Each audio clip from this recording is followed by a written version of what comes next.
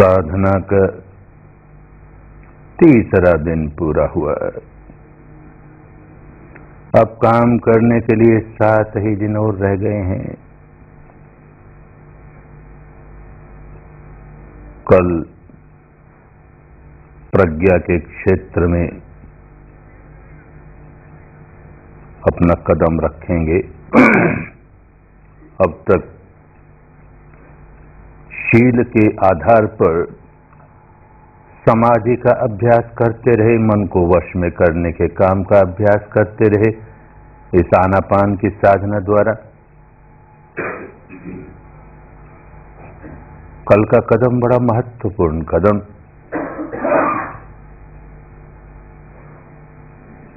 शील किस लिए पालन किया जाता है? शील अपने आप में बड़ा कल्याणकारी है। शील पालन करने वाला व्यक्ति बहुत से दुखों से छुटकारा पाता है, स्वयं को दुखी नहीं बनाता, औरों को दुखी नहीं बनाता। पर केवल शील पालन करने मात्र से कितने ही भली भांति शील का पालन क्यों न कर ले, केवल शील पालन करने से कोई व्यक्ति सारे दुखों से मुक्त नहीं हो सकता। तो शील किस लिए? शील समाधि के लिए, सम्यक समाधि के लिए। वैसे चित्त को एकाग्र ही करना हो तो बिना शील पालन किए भी बहुत से आलंबन होते हैं जिनके सहारे चित्त को एकाग्र किया जा सकता है, लेकिन वो समाधियां हमारे काम की नहीं। हमें सम्यक समाधि माने जहां चित्त मैला नहीं हो और एकाग्र हो, तो शील सम्यक समाधि के लिए। लेकिन सम्यक समाधि भी, मन में विकार जागता है हम उसे दूर करते हैं, मन में विकार जागता है हम उसे दबा देते हैं और चित्त को एकाग्र करते हैं, तो समाधि हुई। मन को अपने वश में कर लिया, अच्छी बात तो हुई। शील पालन करने से और अच्छी बात हुई, समाधि का पालन करना और ऊंची बात हुई। लेकिन केवल समाधि से ही मुक्ति नहीं मिल सकती, सारे बंधनों से मुक्त नहीं हो सकता, सारे दुखों से मुक्त नहीं हो सकता, क्योंकि सारे विकारों से मुक्त नहीं हो सकता। जितनी बार मन में विकार जागा और उसे समाधि के बल पर दबाया तो दमन ही किया ना। तो अंतर मन की गहराइयों में वो विकार भीतर ही भीतर बढ़ता गया। वो सोए हुए विकार जिनको हमने भीतर दबा रखा है, न जाने कब ज्वालामुखी की तरफ फूट पड़ेंगे और हम पर हावी हो जाएंगे।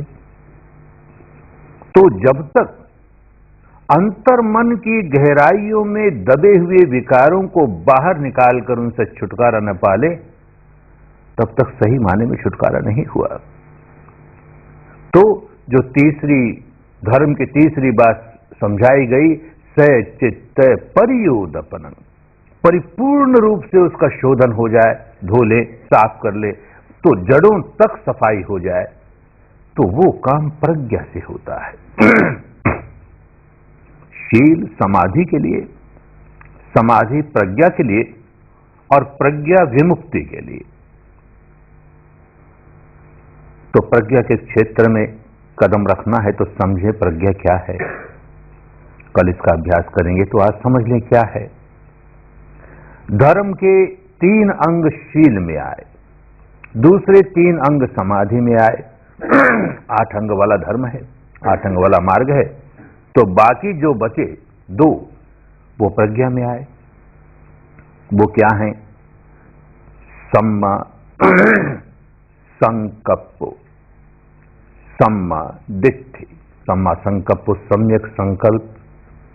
संकल्प विकल्प चलते ही है, हमारे संकल्प विकल्प चिंतन मनन सारे बंद हो जाएं, हम बिल्कुल निर्विचार बन जाएं, निर्विकल्प बन जाएं, इसके बाद प्रज्ञा का काम शुरू करें, यह आवश्यक बात नहीं। संकल्प विकल्प चलते हैं, लेकिन उन संकल्प विकल्पों में जरा तब्दीली आनी चाहिए, जरा सुधार आना चाहिए, जरा सा परिवर्तन होना चाहिए।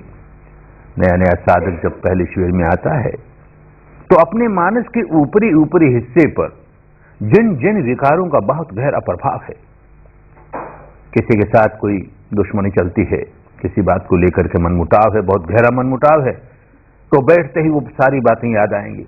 उसके बाद उसके बारे में द्वेष का भाव जागेगा, दौर मनुष्य जागेगा, हिंसा का भाव जागेगा। क्योंकि पहले दिन से ही जैसे ही सांस का काम शुरू किया, हमने अपने मन का ऑपरेशन करना शुरू कर दिया। तो जो मन में खोट है, फोड़े को काटना शुरू किया, तो फोड़े में जो खोट है, माने जो पीप है उसकी, वो उभर कर बाहर आएगी ही। किसी के प्रति दुर्भावना का भाव था तो बार बार वैसे विचार आते हैं। किसी के प्रति बहुत आसक्ति का भाव था, कोई काम वासना थी, कुछ था, वो बार बार आता है। सांस को देखते देखते देखते फिर ऐसे विचार आते हैं, फिर सांस की ओर लाते हैं, फिर ऐसे विचार आते हैं, फिर सांस की ओर लाते हैं। 1 दिन बीतते, 2 दिन बीतते, 3 दिन बीतते, ऐसे विचारों से जरा छुटकारा होता। विचार अब भी आ रहे हैं, लेकिन उतनी गंदगी भरे, उतने मैल भरे विचार नहीं है। अब बहुत बार चिंतन होता है तो धर्म की जो बात सुनी है, धर्म की जो बात समझी है, उसका चिंतन चलता है। कभी कभी थोड़ा दूषित चिंतन भी चल जाए, पर उतना दूषित नहीं जैसा कि काम शुरू करते ही हुआ। तो एक माने में यूं कहें कि सूरज तो उग गया, लेकिन उसके सामने बड़े काले काले घने घने मोटे मोटे बादल छाए हुए हैं। तो अंधकार ही अंधकार है। अब किसी तरह से उन बादलों को दूर करना शुरू करे तो मोटे मोटे काले काले घने घने बादल दूर होने लगे। फिर भी सफेद सफेद झीने झीने बादल हैं अभी तो रहे, उनके रहते हुए भी हमें प्रकाश मालूम होने लगा। ऐसे ही हमारा संकल्प विकल्प सुधरने लगा तो अगला कदम आसान हो गया। अगला कदम है सम्मा दिट्ठि सम्यक दर्शन। बस ये जो सम्यक दर्शन है, यही सही माने में प्रज्ञा है। लेकिन बड़ी भ्रांति होती है इस शब्द को लेकर के। आज तो होती ही है, 2500 वर्ष पूर्व के भारत में भी इस शब्द ने लोगों को बहुत भरमाया। आखिर भाषा है, उसकी अपनी सीमा है। कितनी ही समृद्ध भाषा क्यों न हो, वो सारे भावों को व्यक्त नहीं कर पाएगी। तो बहुत बार ऐसे होता है कि कोई एक ही शब्द अनेक अर्थों में प्रयोग होने लगता है। तो उस समय की समृद्ध से समृद्ध भारत की भाषा थी, उसमें ये शब्द, दर्शन शब्द अनेकार्थी था, आज भी अनेकार्थी है। एक तो दर्शन का बहुत मोटा मोटा अर्थ, कि आंख खोल के हम कुछ देखते हैं तो दर्शन है, देख रहे हैं, किसी का रूप देख रहे हैं, रंग देख रहे हैं, रोशनी देख रहे हैं, आकृति देख रहे हैं तो दर्शन है। ये जो आंख खोल करके रूप, रंग, रोशनी, आकृति देखना, इसका इस सम्मा दिट्ठि से, सम्यक दर्शन से कोई संबंध नहीं, दूर परे का भी संबंध नहीं। एक दर्शन का और अर्थ चल पड़ा, ध्यान को लेकर के। आदमी साधना करने बैठता है और उसे गहराई से ऑपरेशन करके अपने विकारों को निकालना तो आता नहीं, बस चित्त को एकाग्र करना आता है। माने समाधि का काम कर लेता है, बेचारे को प्रज्ञा का काम करना नहीं आया। तो समाधि का काम करने के लिए कोई आलंबन चुनता है, कोई काल्पनिक आलंबन अधिकतर चुनता है। तो जिसमें बहुत श्रद्धा हो, ऐसे किसी देवी की, देवता की, ईश्वर की, ब्रह्म की, अल्लाह मियाँ की, किसी बुद्ध की, किसी महावीर की, किसी तत्प्रज्ञ की, किसी संत की, किसी गुरु की, उसकी कल्पना करता है, उसकी आकृति की कल्पना करता है और उस पर मन टिकाता है। और बार बार ये काम करते करते करते, ये मानस का एक स्वभाव है कि एक ही बात को बार बार दोहराएंगे, एक ही बात का चिंतन बार बार करते चले जाएंगे। अब उस रूप का, उस आकृति का चिंतन बार बार कर रहे हैं, उसी का निधिध्यास चल रहा है।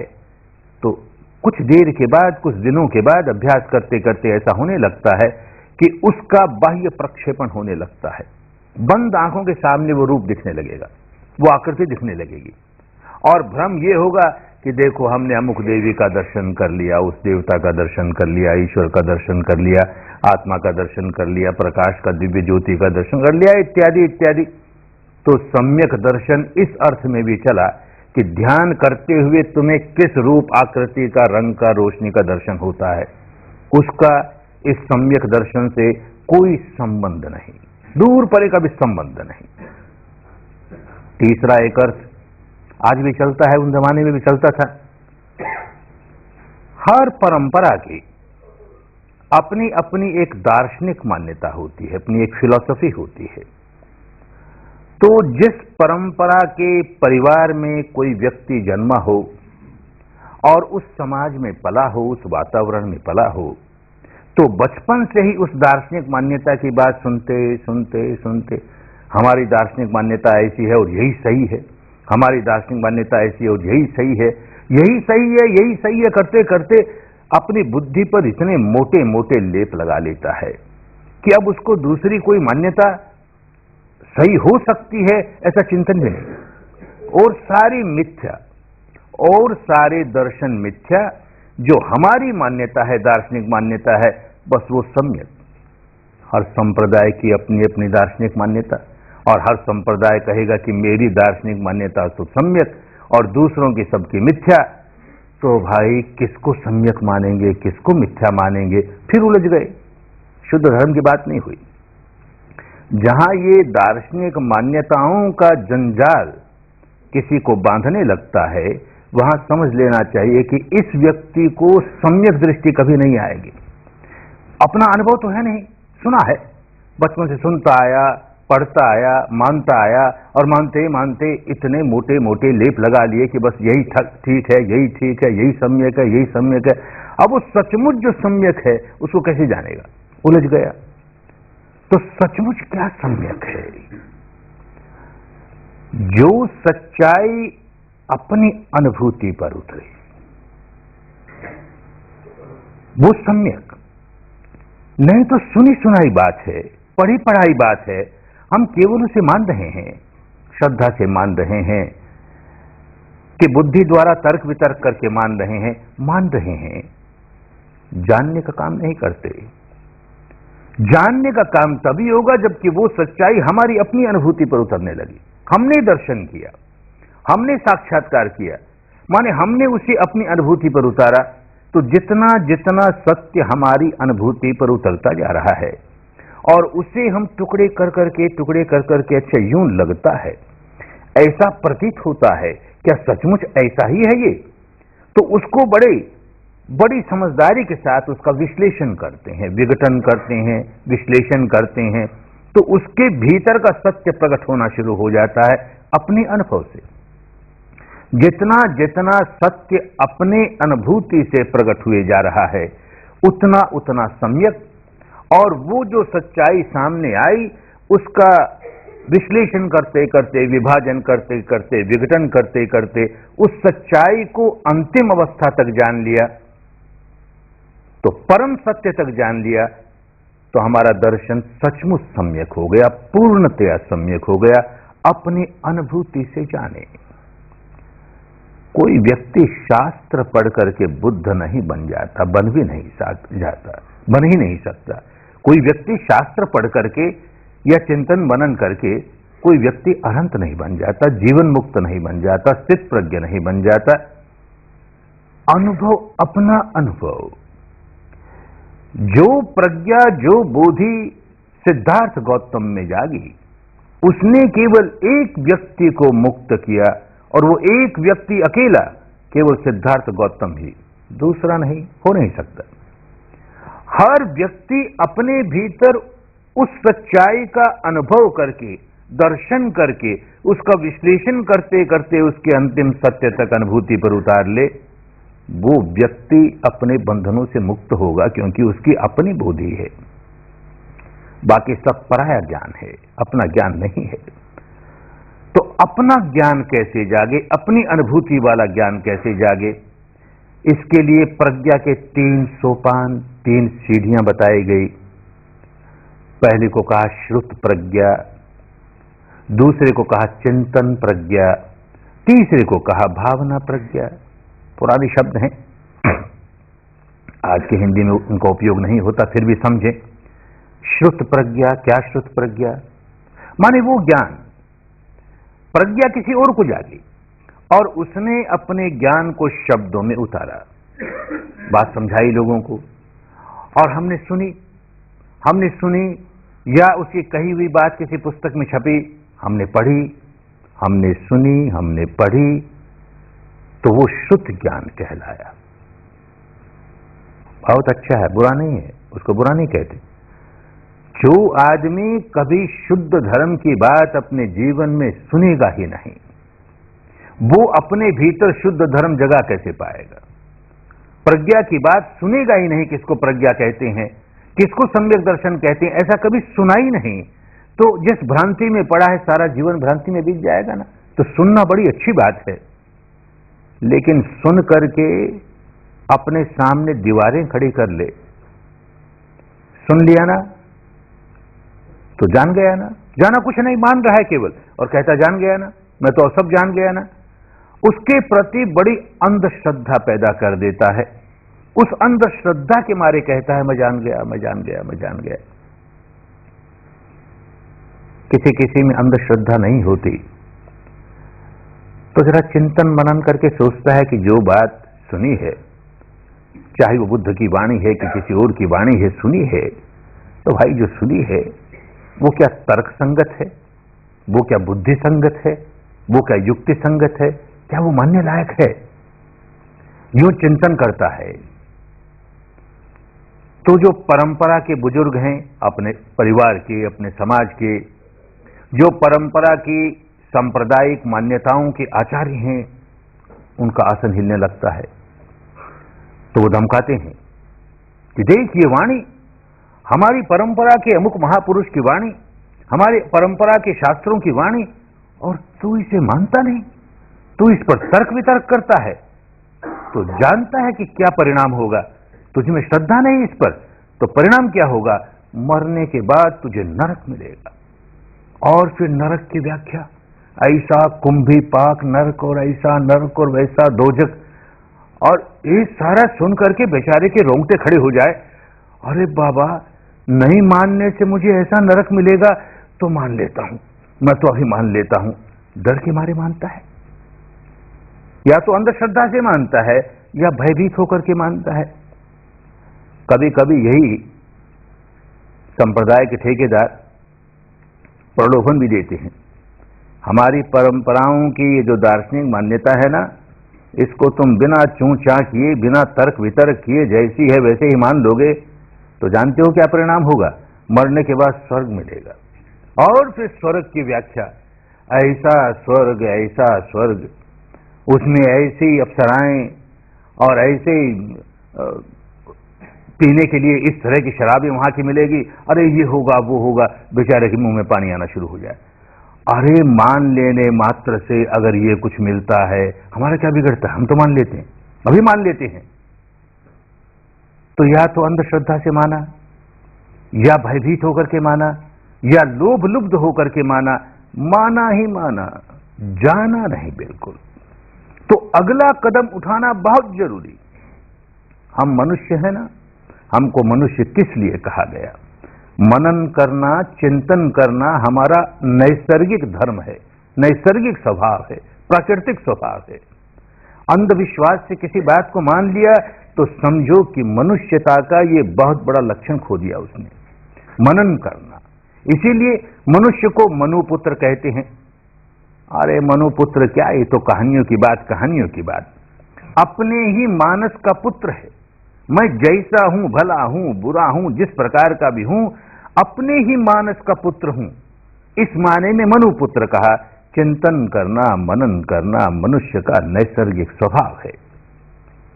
तो नहीं इन बातों को सुनता और चिंतन मनन करता है, तर्क वितर्क करता है, संकल्प विकल्प करता है कि जो बात सुनी है वो कैसी है, तर्क संगत है कि नहीं, न्याय संगत है कि नहीं, बुद्धि संगत है कि नहीं।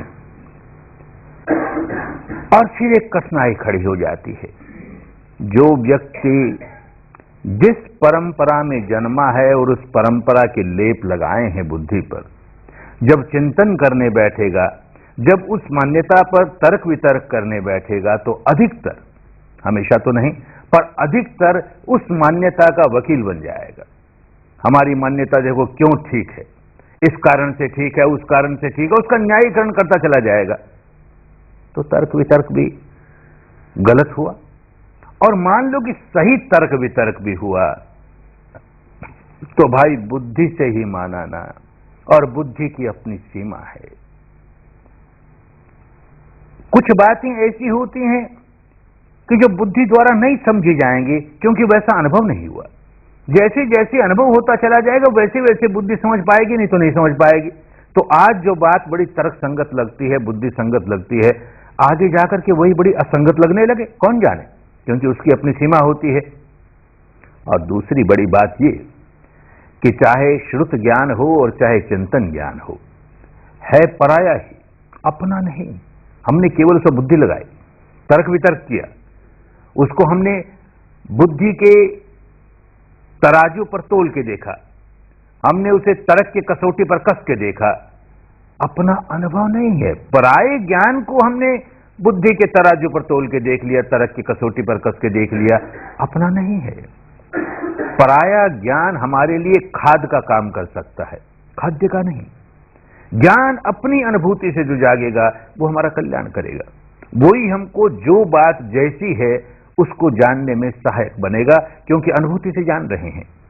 और अनुभूति भी प्रारंभिक अवस्था में तो मोटी मोटी ही होगी, लेकिन मालूम हो जाए किस तरह से अनुभव करके गहराइयों से जाना जा सकता है, रास्ता मिल जाए, तो अंतिम सत्य तक उसकी सच्चाई जान जाएंगे। तो तीसरी जो है उसे भावनामयी प्रज्ञा कहा। भावनामयी, 2500 वर्ष में शब्दों के अर्थ बदल जाते हैं। आज तो भावना, कोई बहुत भावुक हो जाए, सेंटिमेंट हो जाए, उसके लिए भावना शब्द का इस्तेमाल होने लगा भारत में। उन दिनों की भाषा में वो नहीं। अपने अनुभव पर जो बात उतर रही है, जो घटना घट रही है, भवित हो रही है, हमारे भीतर जो भवित हो रहा है और बार बार भवित हो रहा है, उसका बहुलीकरण हुए जा रहा है, हमारी अनुभूति का बहुलीकरण हुए जा रहा है, वो भावित हुए जा रहा है। वो प्रज्ञा जो हमारी अनुभूति के बल पर सत्य का दर्शन बार बार हमारे भीतर करवाती है, सच्चाई की अनुभूति कराई जा रही है, वही आगे बढ़ती हमको मुक्त अवस्था तक ले जाएगी। उसको भावनामयी प्रज्ञा कहा। बस ये भावनामयी प्रज्ञा है जो हमारा कल्याण करेगी। ये नहीं रहे तो 1000 श्रुत प्रज्ञा हो, 1000 चिंतन प्रज्ञा हो, हमारा कल्याण होने वाला नहीं है। एक उदाहरण से समझें। कोई बहुत भूखा आदमी शाम को किसी रेस्टोरेंट में चला गया, बहुत बढ़िया रेस्टोरेंट, जाके बैठा, बैरे ने आकर के मेनू का कार्ड सामने रख दिया। वो उसे पड़ गया, अरे आज तो इस रेस्टोरेंट में बहुत बढ़िया भोजन बना है, बहुत बढ़िया भोजन बना है। मुंह में पानी आया। एक घटना घटी। अब दूसरी घटना, बैरे को ऑर्डर देता है, ये भोजन ले आ। 5 मिनट 10 मिनट लगेंगे भोजन आने में, तब तक क्या करे? तो इधर उधर नजर पसार के देखता है और कुर्सियों पर लोग बैठे हैं, उनका भोजन आ गया है, वो भोजन खा रहे हैं। तो उनके मुंह की ओर देख करके चिंतन करता है कि जरूर आज का भोजन बहुत बढ़िया है, इन लोगों को देखो कितना स्वादिष्ट लग रहा है, तो आज का भोजन बहुत बढ़िया है। दूसरी घटना घटी। तीसरी घटना, बैरा ले आया, भोजन परोस दिया, अब उसे वो उठा के चखने लगा, स्वयं खाने लगा। ये तीसरी घटना। पहली घटना, मीनू का कार्ड पढ़ करके कोई उसका स्वाद चख नहीं सकता, मीनू का कार्ड पढ़ करके कोई अपनी भूख मिटा नहीं सकता। और दूसरी घटना, दूसरे के चेहरों को देख करके वो ये चिंतन करता है कि जब लोगों को कोई भोजन बहुत अच्छा लगता है खाते वक्त, तो उनके चेहरे पर कैसे भाव आते हैं, ओ ऐसा भाव इनके चेहरे पर है तो जरूर भोजन अच्छा है।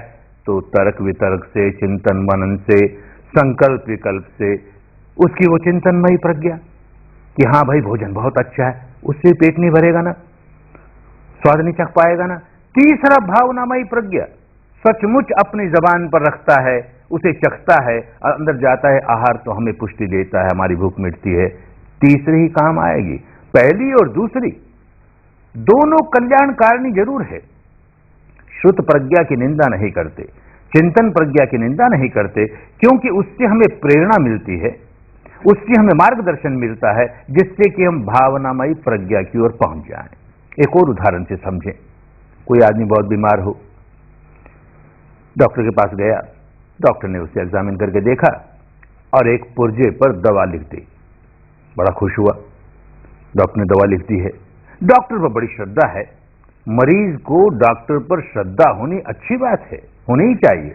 अपने डॉक्टर पर श्रद्धा नहीं होगी तो इलाज कैसे करवाएगा? लेकिन यही श्रद्धा अंधश्रद्धा बन गई तो क्या करता है, घर आकर के उस डॉक्टर की एक मूर्त बनाता है, उसका कोई चित्र रखता है और उसके सामने धूप दीप जला करके, नैवेद्य चढ़ा करके और फूल चढ़ा करके और हाथ जोड़ करके 3 बार नमस्कार करता है, उसकी फेरी लगाता है और वो पुर्जा निकाल करके पाठ करना शुरू करता है। 2 गोली सुबह, 2 गोली दोपहर को, 2 गोली शाम को, 2 गोली सुबह, 2 क्या मिला रे? सारे जीवन भर ऐसे ही करता जाएगा। क्या मिला रे तुझे? श्रुत है ना, केवल श्रुत है। अगला कदम उठाएगा, उससे जरा समझदार आदमी होगा तो फिर डॉक्टर के पास जाएगा कि महाराज आपने ये दवा तो लिख दी, पर इससे मेरा ये रोग कैसे दूर होगा? डॉक्टर बड़ा समझदार है, उसको अपने रोगी को तसल्ली देनी जरूरी होती है डॉक्टर के लिए, तो समझाता है, देख तेरा अमुक रोग है और इस रोग का मूल कारण ये है, ये जो दवा मैंने दी है, ये दवा लेते ही ये जो कारण है तेरे रोग का, ये दूर हो जाएगा। और एक कारण का निवारण हुआ तो रोग का निवारण हो जाएगा, तेरा छुटकारा हो जाएगा रोग से। बड़ा खुश हुआ, अब समझ गया बुद्धि के स्तर पर कि मेरे डॉक्टर ने ये दवा मुझको क्यों लिख के दी। फिर पागलपन, घर आकर के उस डॉक्टर की प्रशंसा ही प्रशंसा, मेरा डॉक्टर ऐसा, मेरा, और पड़ोसियों से लड़ता है, तुम्हारा डॉक्टर गया गुजरा, मेरे डॉक्टर ने जो दवा लिख के दी, अरे उसका क्या कहना, तुम्हारे डॉक्टर जो दवा बताते हैं सब गए गुजरे। लेता होता नहीं, दवा लेता नहीं और झगड़ता है लोगों से, क्योंकि अपने डॉक्टर के प्रति और अपने डॉक्टर की दवा के प्रति इतनी गहरी आसक्ति पैदा कर ली। अरे धर्म के नाम पर यही तो होता है भाई। हर महापुरुष देखता है संसार में आंख पसार करके, लोग कितने दुखियारे, कितने व्याकुल, कैसे विकारों से डूबे हुए, इनको ये दवा दे दूं, ये दवा लेंगे, धर्म की दवा लेंगे, विपश्यना की दवा लेंगे, भावित प्रज्ञा की दवा लेंगे, निकल जाएंगे दुखों के बाहर। अब हम दवा हुआ तो लेते नहीं, धर्म धारण तो करते नहीं। हमारा महापुरुष ही सही महापुरुष, तुम्हारा महापुरुष महापुरुष नहीं। हमारे महापुरुष ने जो वाणी कही वही सही और तुम्हारी वाणी सही नहीं। अरे सारे जीवन लड़ते जाएंगे, वाद विवाद करते जाएंगे, तर्क वितर्क करते जाएंगे, धारण नहीं करेंगे धर्म को। तो वो श्रुत ज्ञान और ये चिंतन ज्ञान दोनों के दोनों हमारे लिए बाधक हो गए। एक और बड़ी बाधा होती है कि जो आदमी धर्म को बुद्धि के स्तर पर समझ लेता है, अधिकतर ये होता है कि वो एक अहंकार जगाता है। अब मेरे जैसा ज्ञानी कौन? धर्म की बात को इतनी गहराई से समझ गया मैं, तर्क वितर्क से समझ गया मैं, हजारों आदमियों को समझा सकता हूं, खूब विश्लेषण करके समझा सकता हूं कि यही सही धर्म है, यही सही बात है, बाकी सब मिथ्या बात है। कोई व्यक्ति कोई अन्य मान्यता वाला हो तो विवाद करके उसको हरा सकता हूं कि मेरी मान्यता ठीक है। कितना अहंकार हो गया, कितना अहंकार हो गया। वैसा व्यक्ति तीसरा कदम उठाएगा नहीं, भावनामयी प्रज्ञा का कदम उठाएगा नहीं, बेचारा कोरा का कोरा रह जाएगा, उसको लाभ कैसे होगा। तो श्रुत प्रज्ञा तभी कल्याणकारिणी है जबकि हमारे अंदर प्रेरणा जगाए और प्रेरणा जगा के हमको चिंतन प्रज्ञा की ओर ले जाए। चिंतन प्रज्ञा तभी कल्याणकारिणी है जबकि प्रेरणा जगाए और मार्गदर्शन दे और हमें आगे ले जाए भावित प्रज्ञा की ओर, भावनामयी प्रज्ञा की ओर ले जाए। ये भावनामयी प्रज्ञा ही हमारा कल्याण करेगी और कुछ नहीं, और किसी बात से कल्याण होने वाला नहीं है। ये ऊपर ऊपर की बातों से हम अपने मन को सुधार जरूर लेते हैं, ऊपर ऊपर के मन को सुधार लेते हैं, लेकिन उसका असर स्थायी नहीं होता। अरे ये सारा संसार अनित्य है, नश्वर है, भंगुर है। लोग जन्म लेते हैं, मर जाते हैं, जन्म लेते हैं, मर जाते हैं। हर कुछ जो उत्पन्न होता है वो देर सवेर नष्ट हो जाता है। ऐसा सुनते आए, ऐसा मानते आए। जीवन में कोई घटना ऐसी घटी तो उसे देखा भी, अपना को कोई बहुत प्यारा गुजर गया और उसे शमशान भूमि में ले गए, चिता पर उसकी लाश रखी और उसे आग लगाई। तो बैठ के चिंतन करते हैं, अरे हमारे जीवन की अंतिम परिणति यही होने वाली है। जैसे इसको ले आए और आज जला दिया, वैसे एक दिन मुझको भी ले आएंगे, मेरे शरीर को भी ऐसे जला देंगे। ये भी अपने साथ कुछ नहीं ले गया, सारा कुछ यहीं छोड़ गया, मुझको भी ऐसे जला देंगे। तो मेरा भी सारा धन दौलत, ये बंधु पति पत्नी सारे के सारे यहीं रह जाएंगे। अरे इनसे काहे की आसक्ति करूं रे, इनके प्रति क्या राग करूं, क्या द्वेष करूं। बड़ा ज्ञान जागा, लेकिन कितनी देर के लिए जागा? बौद्धिक ज्ञान है ना। उस शमशान भूमि से एक कदम बाहर आया, कि फिर वही मैं मेरा मेरा मैं मेरा मेरा सारा ज्ञान धरा रह गया ना, क्योंकि बौद्धिक ज्ञान था, अनुभूति वाला ज्ञान नहीं था। ऐसे ही कुछ धर्म सभा में आए और प्रवचन सुनता है। अब तो अनुभूति से जानोगे तो कोरा प्रवचन नहीं होगा, अपने अनुभव से सच्चाई समझोगे। अन्यथा क्या होता है, प्रवचन सुना, बात बड़ी अच्छी लगी, अरे धर्म की बात कितनी अच्छी, राग मत करो, द्वेष मत करो, वीतराग बन जाओ, वीत द्वेष बन जाओ, आसक्ति मत करो, अनासक्त बन जाओ, अरे यही तो सचमुच सही रास्ता है, इससे ऊंचा और क्या होगा। खूब धर्म समझ में आया, खूब धर्म समझ में आया। उस धर्म हॉल से बाहर गए कि हाय रे मेरा जूता कहां गया, कौन ले गया, आज ही तो खरीदा था ऐसा नया जूता। फिर मैं मेरा मेरा कितनी जल्दी खत्म हो गई सारी अनासक्ति की बात, वीतरागता की बात, क्योंकि सब बुद्धि विलास था ना, अनुभव नहीं हुआ ना। जब तक अनुभव नहीं होता तब तक सच्चाई समझ में नहीं आएगी। अनुभव के लिए हमारे यहां भारत में एक पुराना शब्द चला आ रहा है, वेदन। वेदन को अनुभव कहते थे, अपना अनुभव, स्ववेदन। स्ववेदन के आधार पर जो ज्ञान जागा उसको वेद कहते थे। आप तो धीरे धीरे पुस्तकों के ज्ञान को वेद कहने लगे। भारत की पुरानी भाषा, उसे समझें।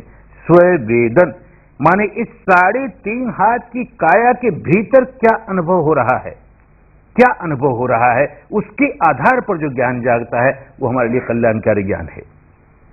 जो व्यक्ति सम्यक संबुद्ध बना, और जो भी व्यक्ति सम्यक संबुद्ध बनेगा, अरहंत बनेगा, चाहे जो हो, सिद्धार्थ गौतम की अकेले की मोनोपोली नहीं, वो अपने भीतर इस सारे शरीर प्रपंच की सच्चाई को अनुभूतियों के स्तर पर, स्ववेदन के स्तर पर कैसा अनुभव हो रहा है, कैसा अनुभव हो रहा है, यूं स्ववेदन के स्तर पर, ऐसे ही सारी चित्त स्कंद की सच्चाइयों को स्ववेदन के स्तर पर, इस शरीर पर वेदनाओं के स्तर पर जो अनुभव कर लेगा, और उसका विभाजन करते करते, विघटन करते करते, विश्लेषण करते करते उस अवस्था पर पहुंच जाएगा कि सारे शरीर स्कंद जिसको मैं मेरा मेरा किए जा रहा है, वो दरअसल क्या है, उसके अंतिम सत्य को अनुभूति से जान लेगा। ऐसे ही सारे चित्त को, चित्त वृत्तियों को स्थूल से शुरू करेगा, टुकड़े करते करते, विभाजन करते करते, विघटन करते करते, विश्लेषण करते करते उन दोनों के अंतिम सत्य तक पहुंच जाएगा। शरीर और चित्त के अंतिम सत्य को अनुभूतियों पर उतार लेने के बाद ऐसी अवस्था आएगी कि शरीर और चित्त के परे की क्या अवस्था है, तो देखेगा शरीर और चित्त का सारा क्षेत्र अनित्य है, नश्वर है। यह शास्त्रों की बात नहीं, गुरु महाराज ने कहा इसलिए मानने की बात नहीं, इन संवेदनाओं के आधार पर अनुभव करेगा। देख उत्पन्न होता है, नष्ट होता है, उत्पन्न होता है, नष्ट होता है, यूं अनित्य है, नश्वर है, भंगुर है। अनुभूतियों से जानते जानते जब चित्त और शरीर के परे जा पहुंचेगा, तब देखेगा वहां तो कुछ उत्पन्न होता ही नहीं, वहां कुछ नष्ट होता ही नहीं, तो समझेगा ये नित्य है, ये शाश्वत है, ये ध्रुव है, ये अमृत है। और वहां पहुंच करके जब वापस इंद्रिय लोक में आएगा, वो अवस्था, वो अनुभूति कुछ क्षणों की हो सकती है, कुछ सेकंडों की हो सकती है, कुछ मिनटों की हो सकती है, कुछ घंटों की हो सकती है। फिर इसी इंद्रिय क्षेत्र में वो इंद्रियातीत अवस्था है, भवातीत अवस्था है। फिर इंद्रिय क्षेत्र में आया तो आदमी बदल गया, स्वभाव बदल गया।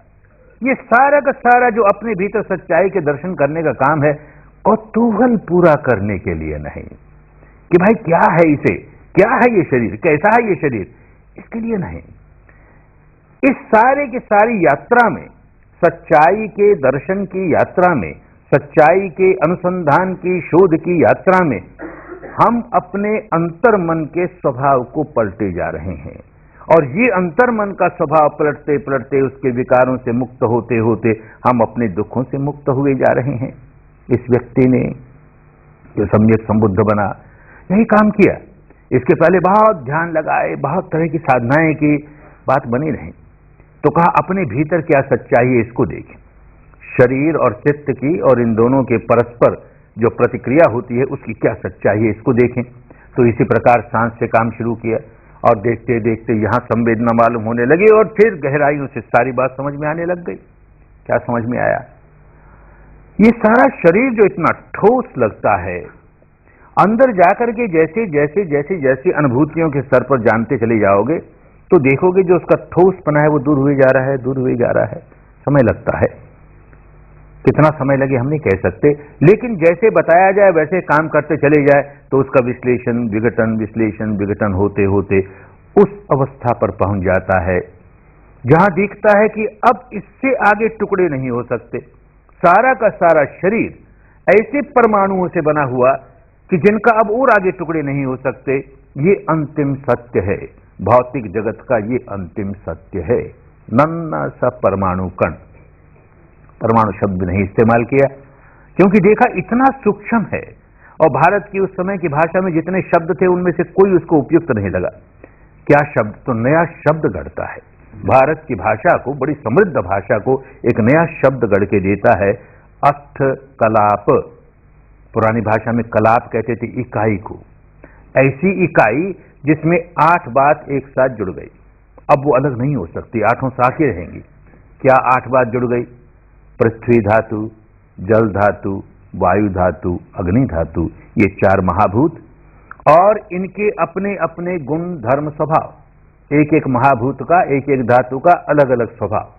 ये 4 स्वभाव और 4 धातु दोनों जुड़ करके एक इकाई हुए, और ये अब नहीं टुकड़े हो सकते इनके। ये अंतिम सत्य भौतिक जगत का, अपने शरीर का भी और सारे भौतिक जगत का ये अंतिम सत्य कि अब टुकड़े नहीं हो सकते। ये अंतिम सत्य देखता है एक एक कण को, और एक कण और दूसरे कण के बीच में पोल, उसे आकाश कहा। एक कण और दूसरे कण के बीच में, एक कलाप और दूसरे कलाप के बीच में इतनी बड़ी पोल, और पोल ही पोल, पोल ही पोल, पोल ही पोल। लगता यूं है कि सारा बड़ा ठोस है। अरे तो लगता है यूं कि ठोस है, सच्चाई तो कुछ और ही है। तो सच्चाई को देखते देखते उस अवस्था पर पहुंच गया, सब्बो पज्जलितो लोको, सब्बो लोको पकंपितो पकंपितो पकंपितो। और इस सारा का सारा शरीर, सारा का सारा चित्त केवल प्रज्वलन है, प्रकंपन है, प्रज्वलन है, प्रकंपन है। शीघ्र गति से उत्पन्न होता है, नष्ट होता है, उत्पन्न होता है, नष्ट होता है। देखता है सारा विश्व ऐसा ही है, उत्पन्न होता है, नष्ट होता है, इतनी शीघ्र गति से।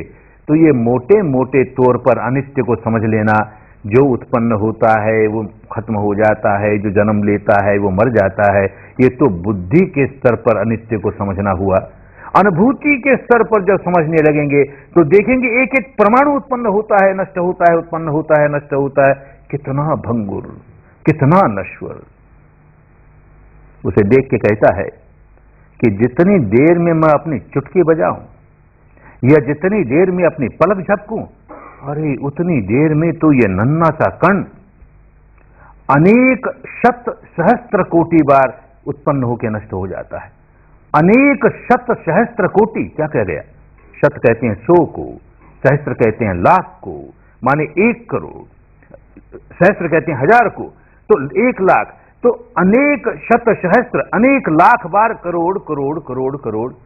शत सहस्त्र कोटि माने 1 के आगे 12 बिंदे लगाए और 100 भी अनेक, तो लगा कि ये उन दिनों का मुहावरा होगा, जो बात गिनी न जाए उसके लिए शत सहस्त्र कोटि कह दिया करते होंगे। लेकिन कोई महापुरुष निरर्थक बात नहीं करता। आज के वैज्ञानिकों ने भी शोध करना शुरू किया, मैटर का शोध किया। क्या है ये मैटर? तो आज के 100 वर्ष पूर्व के पश्चिम के वैज्ञानिकों ने शोध करके, अनुसंधान करके, रिसर्च करके ये सच्चाई जान ली कि ऊपर ऊपर से ठोस लगने वाला सारा का सारा matter, the entire material world, there is no solidity, it is mere wavelets wavelets wavelets. कहीं ठोस नहीं है। वास्तविकता यह है कि केवल तरंग, केवल तरंग, केवल तरंग है। एक पश्चिम के वैज्ञानिक इस बात को जानते हैं, भारत का एक वैज्ञानिक अपने भीतर सच्चाई को देख के जानता है। पश्चिम का एक वैज्ञानिक आज के कोई 30-40 वर्ष पहले बर्कली यूनिवर्सिटी का, कैलिफोर्निया में बर्कली यूनिवर्सिटी, और उस यूनिवर्सिटी में फिजिक्स के डिपार्टमेंट का हेड डॉक्टर अल्वारेज, उसको 30-40 वर्ष पहले नोबेल पुरस्कार मिला फिजिक्स पर। नोबेल पुरस्कार किसी ऐरे गहरे नत्थु खैरे को मिलता नहीं। कोई नई बात खोज निकाली उसने। क्या नई बात खोज निकाली? 100 वर्ष पहले ये बात तो लोगों के समझ में आ गई थी कि सारा का सारा मटेरियल वर्ल्ड तरंग ही तरंग है, सारे सब एटॉमिक पार्टिकल्स तरंग ही तरंग है। ये आदमी ये जानना चाहता है कि ये एटॉम एक बार उत्पन्न होकर नष्ट होता है, 1 सेकंड में कितनी बार इसमें उत्पन्न होता है, नष्ट होता है, उत्पन्न होता है, कितनी तरंगें, हर तरंग उत्पन्न होना नष्ट होना इसी को तरंग कहते हैं, उत्पन्न हुई नष्ट हुई, कितनी बार, कैसे गिने, जो आंखों से दिखे नहीं उसको कैसे गिने। तो एक ऐसा इंस्ट्रूमेंट बनाया जिसका नाम उसने बबल चैम्बर रखा, ठीक ही रखा। ये सारे के सारे परमाणु बुदबुदे की तरह हैं, प्रतिक्षण बुदबुदे उत्पन्न होते हैं, नष्ट होते हैं, नष्ट। उस यंत्र के सहारे उसने गिन करके बताया कि 1 सेकंड में ये नन्हा सा परमाणु कण 1 सेकंड में एक के आगे 22 बिंदी लगाएं, इतनी बार उत्पन्न होकर नष्ट हो जाता है। और एक के आगे 22 बिंदी लगाएं। पश्चिम का एक वैज्ञानिक इस सच्चाई पर पहुंचा कि ये नन्हा सा परमाणु कण 1 सेकंड में एक के आगे 22 बिंदी लगाएं, इतनी बार उत्पाद व्यय होता है। भारत का एक महान वैज्ञानिक इसी सच्चाई को देख के कहता है कि जितनी देर में चुटकी बजाऊं उतनी देर में अनेक शत सहस्त्र कोटि बार उत्पाद होकर व्यय हो जाता है। दोनों उसी सच्चाई पर पहुंचे। कितना बड़ा अंतर, दोनों में कितना बड़ा अंतर। ये तो धर्म की गंगा है ना, सब तरह के लोग आते हैं, सब देशों के लोग आते हैं, सब जाति के लोग आते हैं, सब संप्रदाय के लोग आते हैं, सब मान्यता के लोग आते हैं। अनेक लोग शिविरों में पश्चिम के भी आते हैं।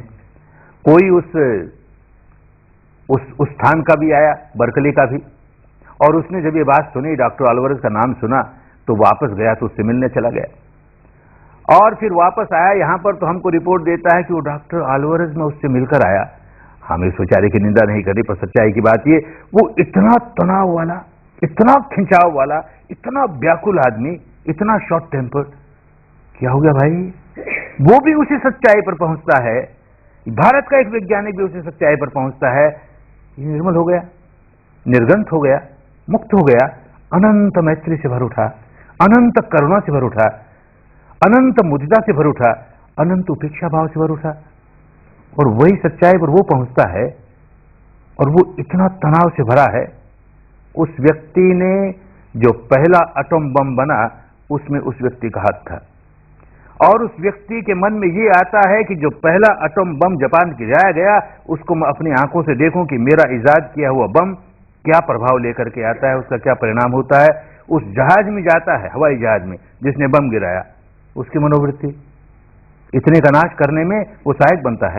और यहां इसकी मनोवृत्ति क्यों अंतर आया, ये समझना चाहिए कि इस व्यक्ति ने भावनामयी प्रज्ञा जगाई, अपनी अनुभूतियों से सच्चाई को जाना, और वहां उसको श्रद्धा है अपनी बुद्धि पर, उसको विश्वास है अपनी बुद्धि पर, उसको श्रद्धा है अपने यंत्र पर, विश्वास है अपने यंत्र पर।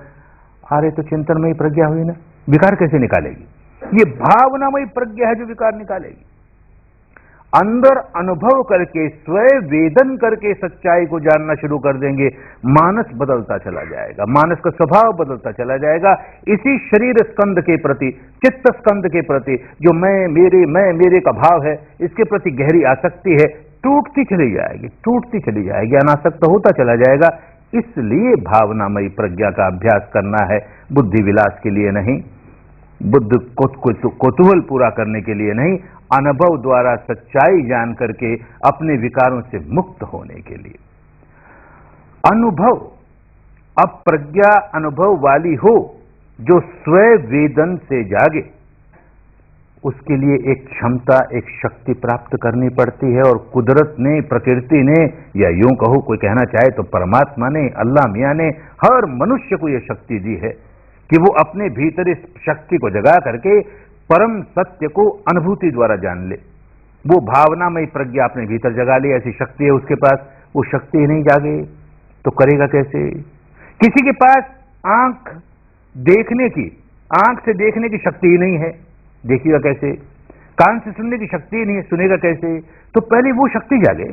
ऐसे ही अपने सारे शरीर के भीतर कैसे उत्पाद व्यय हो रहा है, उत्पाद व्यय हो रहा है, वो वेदनाओं के स्तर पर जानने की शक्ति ही नहीं जागी, तो जानेगा कैसे? फिर बुद्धि विलास करके रह जाएगा। ये शक्ति जगानी बहुत जरूरी। ये कहानी चलती है अपने यहां, दो लड़के बहुत गरीब, उनमें एक अंधा, जन्म का अंधा, और दोनों भीख मांग के अपना पेट पाले। एक दिन ऐसा हुआ कि जो अंधा था वो बहुत बीमार हो गया, बहुत तेज ताप हो गई। दूसरे ने कहा तू यहीं रह भाई, तेरे लिए भीख मैं ही मांग लाता हूं, और गया भीख मांगने के लिए। और ऐसा संयोग हुआ उस दिन कि किसी घरवाली ने उसे खीर दे दी। बड़ा खुश हुआ, पात्र था नहीं बेचारे के पास, तो हथेली में जो खीर मिली वो पी ली। आया लौट करके तो ईमानदारी के साथ कहता है भाई तेरे लिए नहीं ला सका, मेरे पास कोई पात्र तो था नहीं, आज तो खीर मिली और बड़ी स्वादिष्ट थी। उस बेचारे ने कभी खीर खाई नहीं। वो पूछा खीर क्या होती है? अरे तुझे नहीं मालूम खीर क्या होती है? भाई मैंने तो कभी खाई नहीं, देखी नहीं, मैं क्या जानूं। अरे खीर सफेद सफेद होती है। अरे पर सफेद सफेद क्या होता? वो जन्म का अंधा है, उसे क्या मालूम सफेद सफेद क्या होता? अरे जो काला नहीं होता वो सफेद होता है। ये काला क्या होता है? उसको सफेद नहीं मालूम, तो काला नहीं मालूम। बड़ा मूर्ख है, तुझे सफेद नहीं मालूम, तुझे काला नहीं मालूम। भाई नहीं मालूम, मैं क्या करूं, तू समझा ना। पास में कोई बगुला पक्षी खड़ा था, पकड़ लाया उसे। ऐसा सफेद होता है। उसने कहा देखता हूं कैसा सफेद होता है। आंख तो है नहीं बेचारे के, अंगुलियों से छू करके कहता अब समझ गया सफेद कैसा होता है। बड़ा मुलायम मुलायम होता है। कहता मूर्ख हो रे, उसने मुलायम होने की, खुरदरे होने की क्या बात है? सफेद सफेद है, मुलायम भी हो सकता है, खुरदरा भी हो सकता है। इस पक्षी की तरह सफेद। अरे तूने कहा इस पक्षी की तरह सफेद, हमने हाथ लगा के देखा ये मुलायम है, अब तो कहता मुलायम भी नहीं है। तो बता भाई कैसा सफेद होता है? अरे तू जरा ठीक से देख, ये पक्षी जैसा है ना वैसे ही सफेद, बगुले जैसा सफेद। क्या करे बेचारा, फिर उस पर हाथ फेर के देखता है, चोंच से शुरू करता है और सारे हाथ को, सारे शरीर को यूं देख जाता है। अब समझ गया, टेढ़ा है ना तो सफेद टेढ़ा होता है, तेरी खीर टेढ़ी है। तब से ये मुहावरा चल पड़ा, तेरी खीर टेढ़ी है। तो ये जितनी दार्शनिकता की बात करने वाले लोग हैं भारत में या भारत के बाहर, हमारा ये दर्शन, हमारा ये दर्शन, हमारी ये फिलोसफी, सबकी खीर टेढ़ी है। अनुभव नहीं किया ना, सुनी सुनाई बात है, अनुभव करने की शक्ति ही नहीं जगाई ना। ये 3 दिन तक यही काम करते रहे, अपने आप अपने वेदन से, स्वयं वेदन से अनुभव जगाएं, प्रज्ञा जगाएं। सांस का काम इसलिए शुरू किया कि छोटे से स्थान पर सांस का अनुभव करते करते करते इतनी सी दूरी में संवेदना जागने लगी, तो स्वयं वेदन हुआ, प्राय वेदन नहीं है। गर्मी महसूस होती है तो मुझे महसूस होती है, कल्पना नहीं है, सचमुच महसूस होती है। धड़कन महसूस होती है तो मुझे महसूस होती है, कल्पना नहीं है, किसी दूसरे कही हुई बात नहीं है। यूं स्वयं वेदन यहां शुरू हुआ, आप देखेंगे कल तो सारे शरीर में स्वयं वेदन होने लगेगा, अपने अनुभव से सच्चाई जानने लगेंगे। बस प्रज्ञा का काम सही रूप में शुरू हो जाएगा। क्या होगा, इसका परिणाम क्या होगा? आगे बढ़ेंगे तो पहले तो अनित्य बोध जागेगा। ये सारा कुछ नश्वर है, नश्वर है, भंगुर है, भंगुर है, ऐसे कहते आए, वो अपनी जगह। अब अपने अनुभव से जानेंगे सचमुच नश्वर है, सचमुच भंगुर है। देख उत्पन्न होता है और नष्ट हो जाता है, उत्पन्न होता है और नष्ट हो जाता है। अनुभव नहीं कर रहा तो भ्रांति होती है। बाहर बाहर की दुनिया को देख के भी कहता है अनित्य है, नश्वर है, भंगुर है, बड़ी भ्रांति होती है। आंखों से दिखता है फिर भी कहता है नश्वर है, भंगुर है, भ्रांति होती है। क्या भ्रांति होती है? जो काम बड़ी शीघ्र गति से हो रहा हो वो हमारे लिए भ्रांति पैदा करेगा, बहुत भ्रांति पैदा करेगा। एक उदाहरण से समझें। एक व्यक्ति रात को सोया और सोते समय उसने दीपक जलाया, मोमबत्ती जलाई, सो गया। सुबह उठा, वही दीपक जल रहा है, वही मोमबत्ती जल रही है। अब भ्रांति उसको ये रहेगी कि देख वही मोमबत्ती जल रही है, वही दीपक जल रहा है, वही प्रकाश है। अरे कहां वो प्रकाश है, रात भर में तो कितना बदल गया। बड़े ध्यान से उसे देखेगा तो पता लगेगा कि एक क्षण में एक लो उठी और नष्ट हुई, दूसरी आई नष्ट हुई, तीसरी आई नष्ट हुई, बीच में कोई अंतराल नहीं है। एक के बाद एक, एक के बाद एक लो उठती है, नष्ट होती है, उठती है, नष्ट होती है, और हमें भ्रम होता है कि वो ये है, वही है, जबकि वो नहीं है, बदलती जा रही है। ये इलेक्ट्रिक बल्ब, मैंने इसकी ओर 2 बार अंगुली उठाई, हमको क्या भ्रम होता है, वही इलेक्ट्रिक बल्ब है, वही प्रकाश है। अरे कहां वही प्रकाश है भाई? अगर वही प्रकाश होता तो ये इलेक्ट्रिक कंपनी वाले महीने के आखिर में काहे का बिल भेज देते? इतना करंट कंज्यूम किया, लाओ पैसा, काहे का पैसा? ये बल्ब हम खरीद के लाए, ये स्विच हमारी हमने ऑन की और ये प्रकाश है, तुम काहे का पैसा मांगते? बेचारा ठीक ही मांगता है, अपने जनरेटर से विद्युत निर्माण करता है और वो तारों के सहारे आती है और जलती है, आती है और जलती है, इतनी शीघ्र गति से उत्पन्न होती है नष्ट होती है, उत्पन्न होती है नष्ट होती है, हमको भ्रम होता है वही है वही है वही है। ये भ्रांति कैसे टूटे? दर्शन तो है, ये भी दर्शन है, सम्यक नहीं हुआ क्योंकि उसका विघटन नहीं हुआ, उसका विश्लेषण नहीं हुआ, उसकी गहराइयों में नहीं गए। एक और उदाहरण से समझे। सुबह एक नौका पकड़ी और नदी के उस पार चला गया। उस पार दिन भर अपना जो काम करना था सो किया, शाम को उसी नौका में बैठ के वापस आ गया। तो क्या भ्रम होगा? सब इसी भ्रम में रहेंगे ना कि ये जो गंगा मैंने सुबह पार की थी, शाम को वही गंगा पार की। अरे वो गंगा कहां? सुबह वाली गंगा तो कहीं गई, और भ्रम ये चलता है कि वही गंगा। जरा उसमें डुबकी लगा के देखें।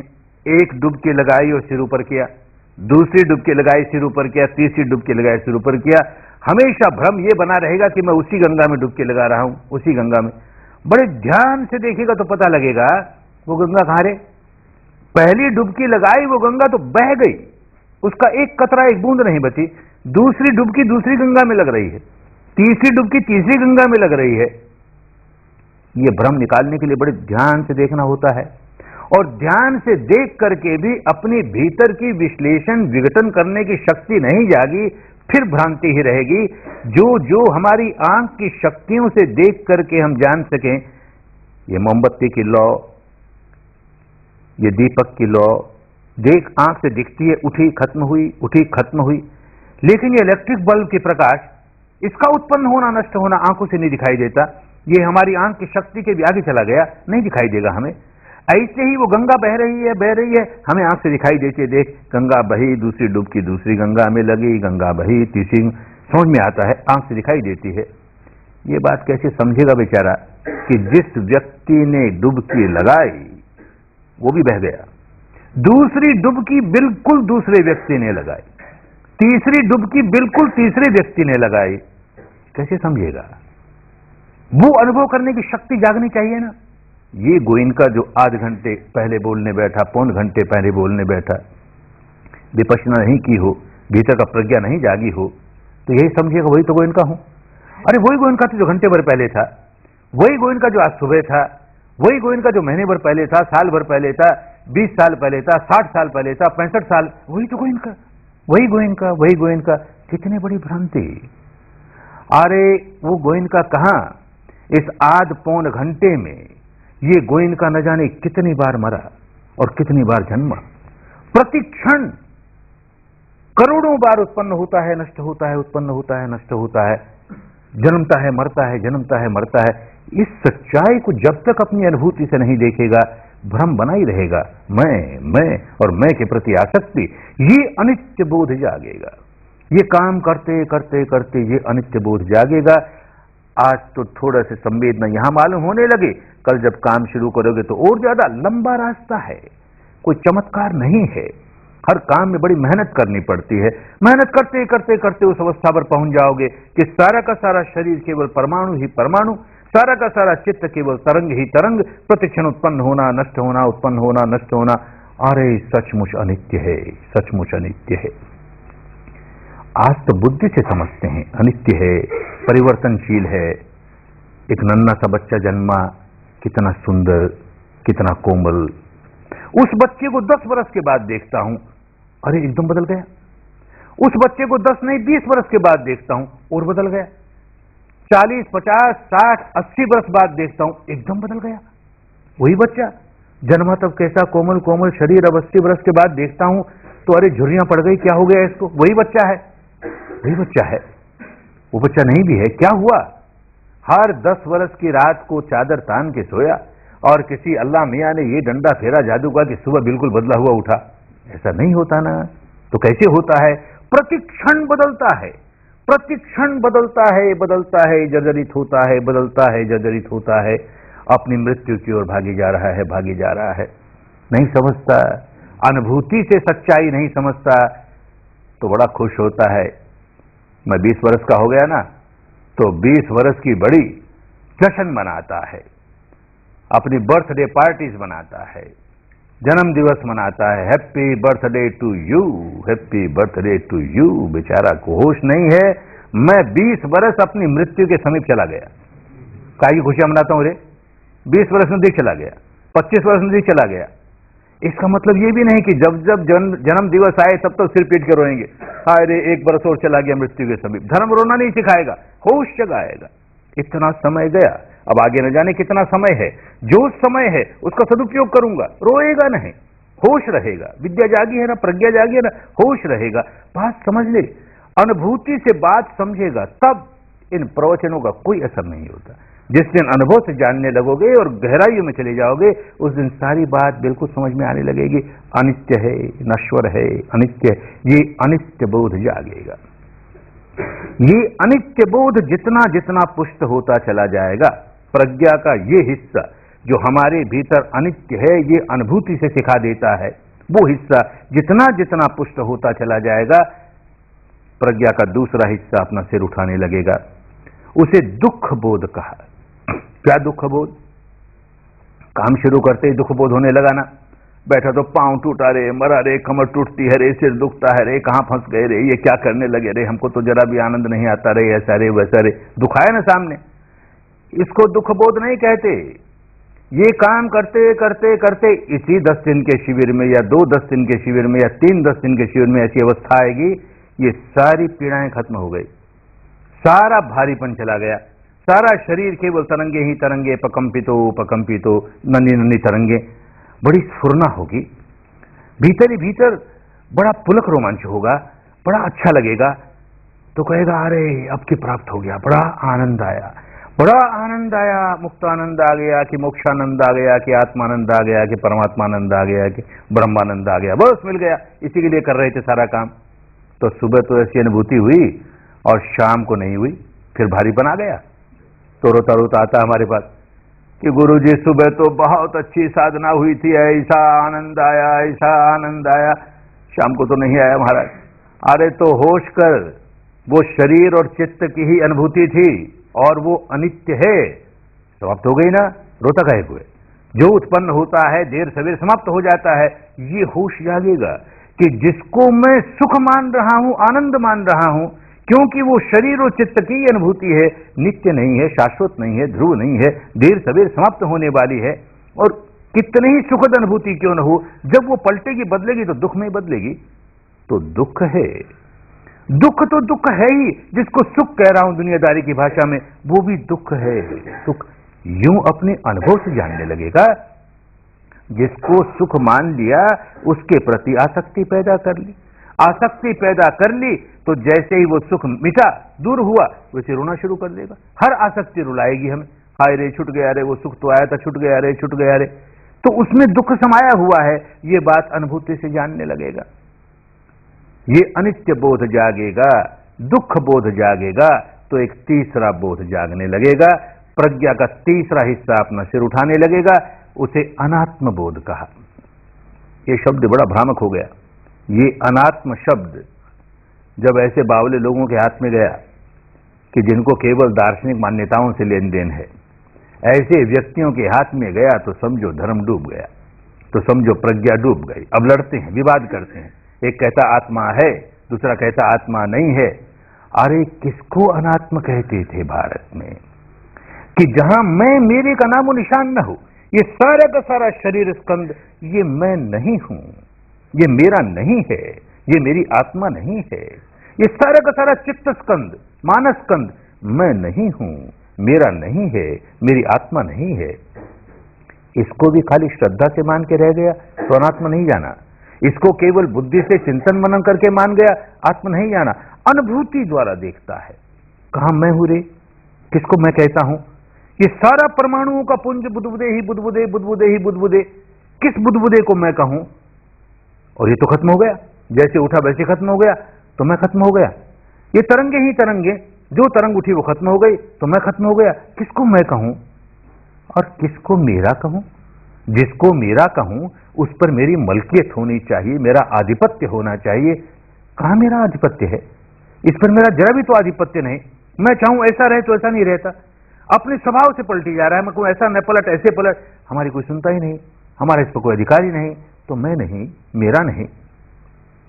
40 वर्ष की उम्र होती है तो दर्पण में मुंह देखता है तो देखता है कनपट्टी के बाल सफेद होने लगे, भागता है, किसी केमिस्ट की दुकान में भाग करके काला रंग खरीद के लाता है और लगाता है।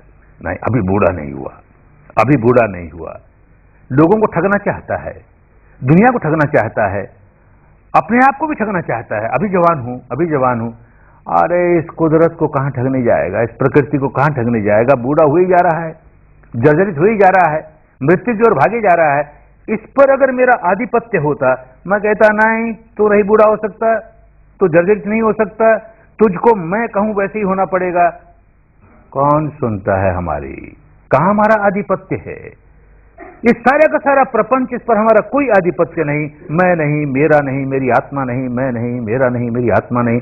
ये अनात्मबोध अनुभूतियों से जागेगा तो इसके प्रति जो आसक्ति होने लगी, तादात्म्य भाव होने लगा।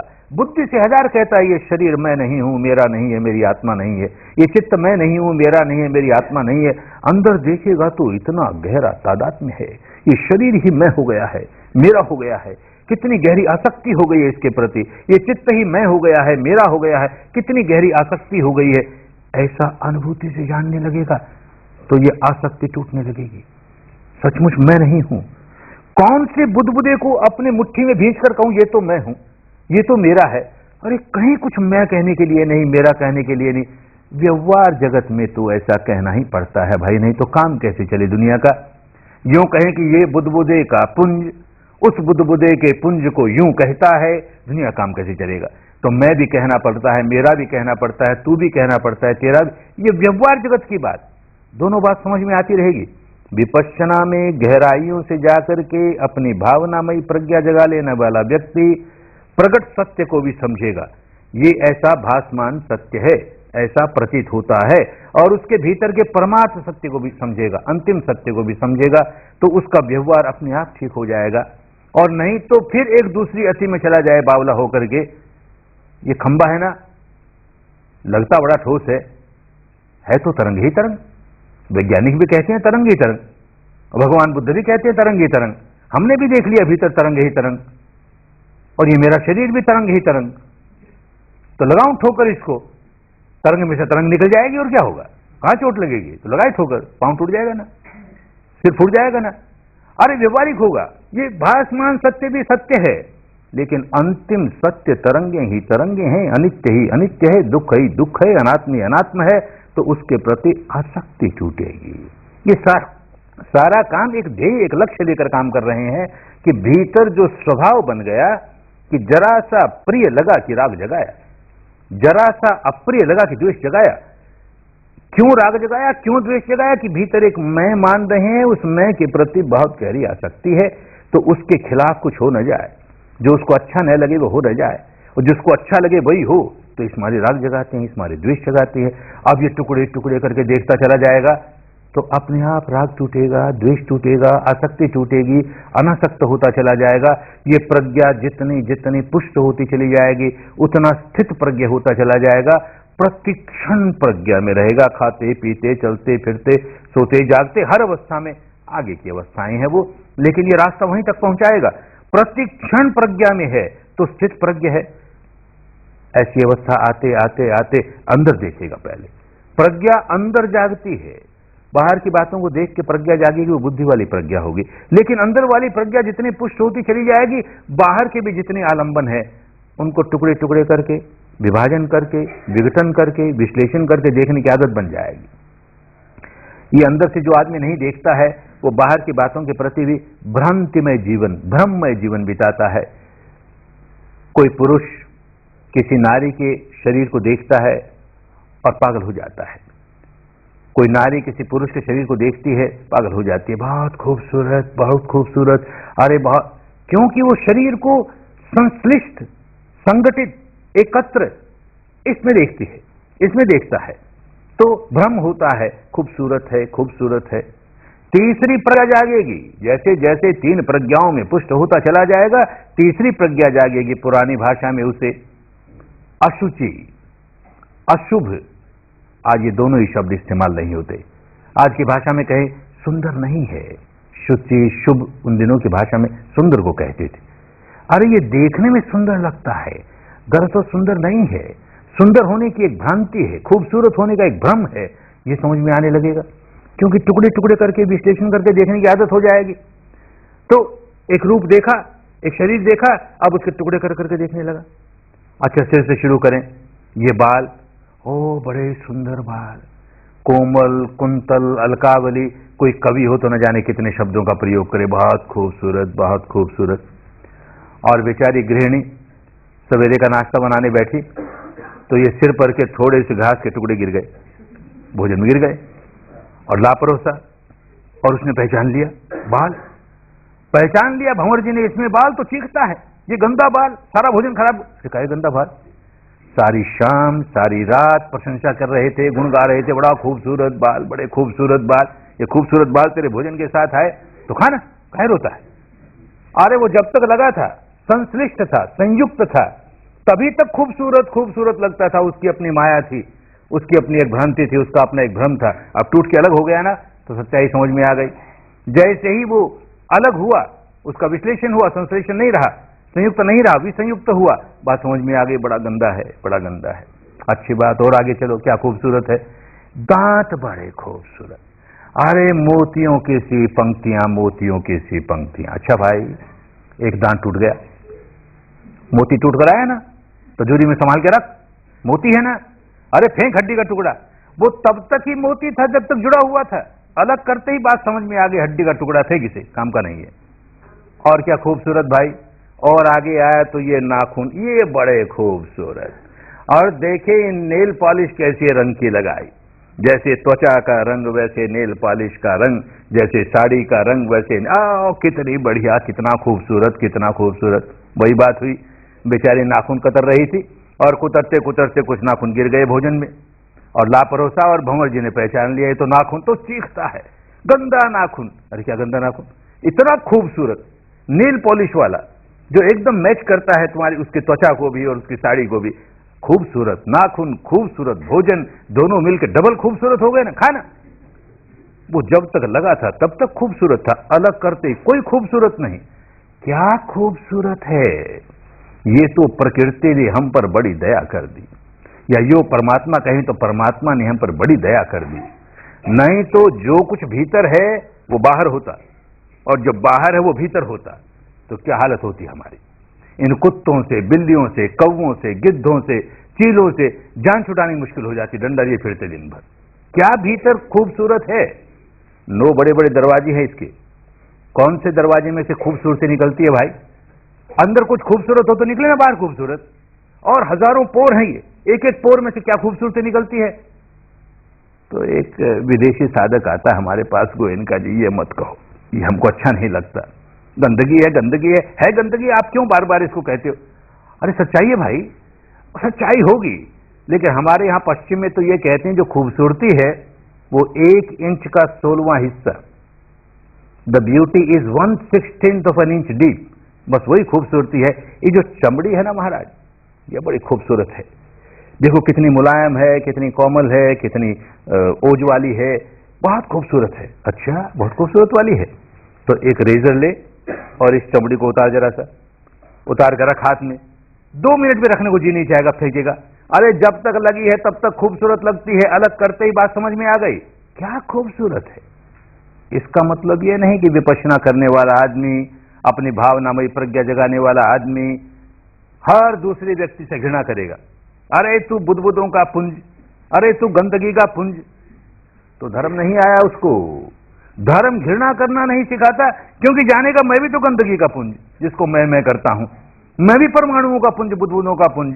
घृणा नहीं सिखाएगा, राग निकलेगा, द्वेष निकलेगा, आसक्तियां निकलेगी, चित्त निर्मल होगा। तो जैसे जैसे निर्मल होता चला जाएगा वैसे वैसे मैत्री जागेगी, नितांत निर्मल हो जाएगा, अनंत मैत्री जागेगी, अनंत करुणा जागेगी, अनंत मुदिता जागेगी, अनंत उपेक्षा, समता भाव जागेगी, जीवन ही बदल जाएगा, आदमी ही बदल जाएगा। उस अवस्था पर पहुंचने के लिए सारा काम कर रहे हैं। किसी दार्शनिक मान्यता को पुष्ट करने के लिए नहीं, हमको लेना देना क्या कि ये दार्शनिक मान्यता सही है वो खराब है। अरे होगी सही, हमारे क्या काम आई। अपने भीतर आत्मा के अस्तित्व को मानने वाला व्यक्ति भी उतना ही राग जगाता है, द्वेष जगाता है, अहंकार जगाता है, ममकार जगाता है, और व्याकुल रहता है, सारे जीवन में व्याकुल रहता है। अपने भीतर किसी आत्मा के अस्तित्व को नहीं मानने वाला व्यक्ति भी उतना ही अहंकार जगाता है, ममकार जगाता है, राग जगाता है, द्वेष जगाता है, गांठें बांधता है, सारे जीवन दुखियारा रहता है। क्या मिल गया भाई? ये आत्मा के मानने वाली फिलॉसफी को स्वीकार करके क्या मिल गया? आत्मा को नहीं मानने की फिलॉसफी को स्वीकार करके क्या मिल गया? धोखा हुआ ना। और जिस दिन अनुभव पर उतर जाएगी सच्चाई, टुकड़े कर करके देख लेगा, राग बनाने की आदत छूट जाएगी, द्वेष बनाने की आदत छूट जाएगी, मैं का पागलपन उतर जाएगा, मेरे का पागलपन उतर जाएगा, आसक्ति उतर जाएगी, बड़ा कल्याण हो जाएगा। फिर अपने को कोई बौद्ध है बौद्ध कहता फिरे, हिंदू कहता फिरे, जैन कहता फिरे, मुस्लिम, नाम में क्या पड़ा है? हर व्यक्ति अपने भीतर राग जगा के, द्वेष जगा के, आसक्ति जगा करके, गांठें बांध करके बड़ा व्याकुल रहता है, बड़ा व्याकुल रहता है। और स्वभाव बदल ले, ऊपर का नहीं, अंतर्मन की गहराइयों का। ये जो संवेदनाओं को देखने का काम करवाया, किस लिए करवाया? हमारा अंतर्मन हमेशा संवेदनाओं के साथ रहता है। ये ऊपर का मन इधर उधर के चिंतन में पड़ेगा। ये अंतर्मन तो हमेशा संवेदना को जानता रहेगा, अच्छी लगेगी राग पैदा करेगा, बुरी लगेगी द्वेष पैदा करेगा। इसके इस स्वभाव को तोड़ने के लिए हमको संवेदनाओं का अनुभव भी करना है और प्रतिक्रिया नहीं करनी, और समझना है कि देखिए अनित्य है ना, ये संवेदना ही अनित्य है ना। संवेदना किसको कहें? शरीर पर जो स्वयं वेदन होता है, स्वयं अनुभव करता है, उसके लिए हम संवेदना शब्द का प्रयोग करते हैं। खूब अच्छी तरह समझ लेना चाहिए। तो जो अनुभव होता है वो देखेगा, वो नित्य है क्या, शाश्वत है क्या, ध्रुव है क्या? तो देखेगा नहीं है नित्य। उत्पन्न हुआ, देर से समाप्त हो गया, उत्पन्न हुआ, देर से समाप्त हो गया। इस तरह की संवेदना हुई कि उस तरह की संवेदना हुई, नित्य नहीं है, शाश्वत नहीं है, ध्रुव नहीं है, ये मैं नहीं है, ये मेरा नहीं है। यूं खूब समझ में आने लगेगा। तो इसके प्रति जो राग जागता था सुखद होने पर, इसके प्रति जो द्वेष जागता था दुखद होने पर, इसके प्रति जो मैं मेरे का भाव जागता था मोह मूर्ता की वजह से, टूटना शुरू हो जाएगा। टूटते टूटते टूटते उस अवस्था पर पहुंच जाएगा जो वीत राग अवस्था है, जो वीत द्वेष अवस्था है, जो वीत मोह अवस्था है। मुक्त हो गया, भव के बंधनों से मुक्त हो गया। इस काम को करने आए, लंबा रास्ता है। कल जो कदम उठाएंगे वो सही दिशा में पहला कदम, बड़ा कल्याणकारी कदम होगा।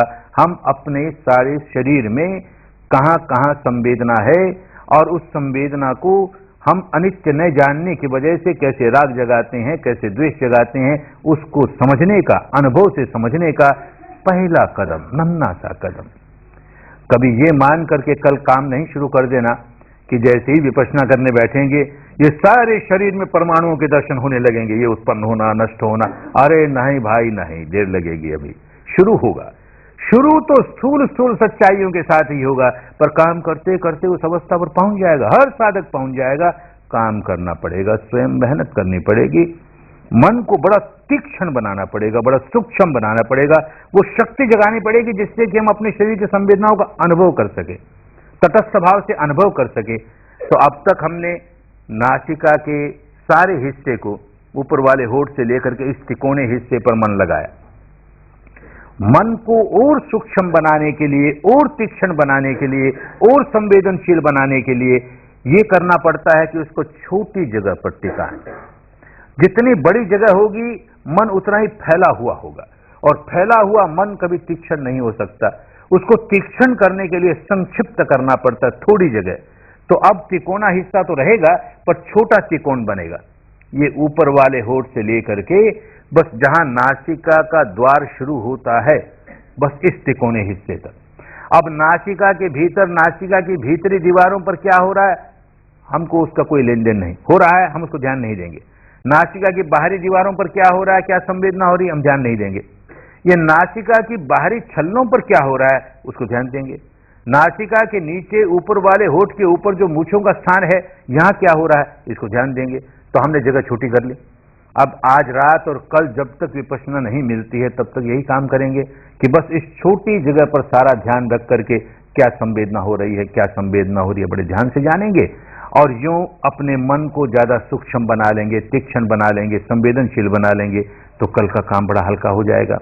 अपने शीलों का कड़ाई के साथ पालन करते हुए, अपने मन को इस छोटे से स्थान पर टिकाने का अभ्यास करते हुए, कल जब विपश्यना करना शुरू करेंगे, प्रज्ञा के क्षेत्र में जाना शुरू करेंगे, तो मुक्ति का मार्ग खुल जाएगा।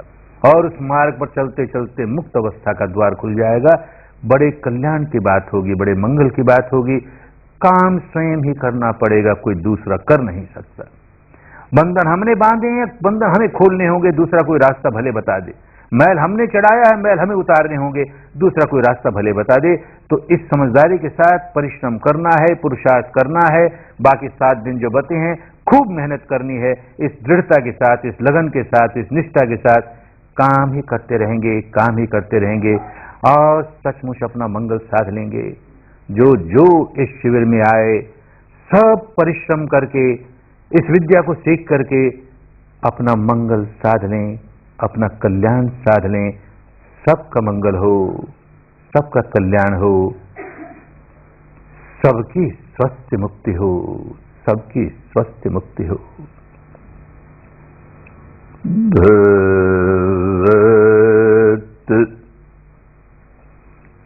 सर्व मंगलम्, भवत्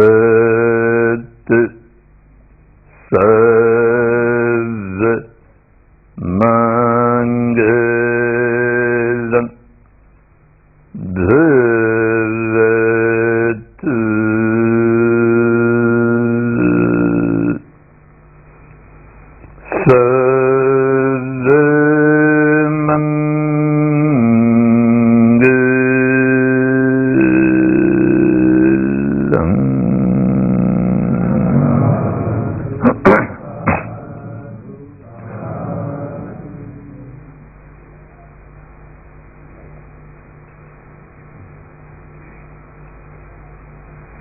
फलहु फलहु फलहु। चाहे तो 5 मिनट विश्राम कर लें, उसके बाद फिर ध्यान करने बैठेंगे। 5 मिनट विश्राम कर लें।